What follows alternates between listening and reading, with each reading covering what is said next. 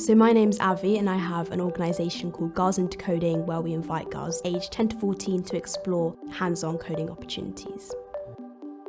I've always been interested in technology, and then when I got a bit older, my mum took me along to different workshops where I was actually engaged in the technology and being able to use my hands and my brain at the same time. I would say my earliest memory of coding is when I went to a workshop. I made this kind of cardboard box robot, and integrating it with code is really cool for me to see something physical happen in front of me. It had a couple servo motors, nothing too amazing, but because I was only 7 at the time, even a little bit of movement on an arm was a really big thing to me, and seeing my code that I've written on the screen come to life with my robot was really awesome. And from going to these workshops and then to eventually running them, my interest just grew and grew. Through going to these workshops, I noticed that the majority of people who were coming were boys.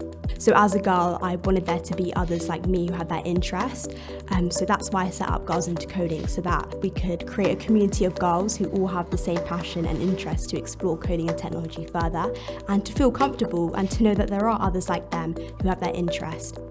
So we provide hands-on tech opportunities, and in those events we have different workshops which range and go through all different walks of technology.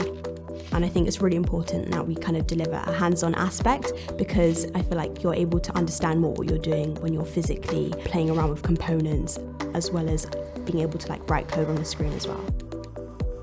Definitely, I would say lots more girls are getting involved, and what's great to see is that lots of girls come again to our workshops, which really shows that they've got that interest and they've got that confidence to come back and to continue exploring their passion. Today, Bold Content invited us here to do some work with TechSheCan to create an animation all to do with generative artificial intelligence and exploring what that's all about. So it learns like us. We might do something differently in the future because of what we've learned from last time. Well, I was interested in taking part in this animation, as artificial intelligence and technology is very closely what I'm doing with Girls into Coding in some of our workshops. And what's also awesome to see is that the animation is about a group of girls that are kind of working together to explore what generative artificial intelligence is. That's why it kind of relates to what I'm doing with Girls into Coding, bringing girls in and immersing them into that world of technology and exploring their interests further.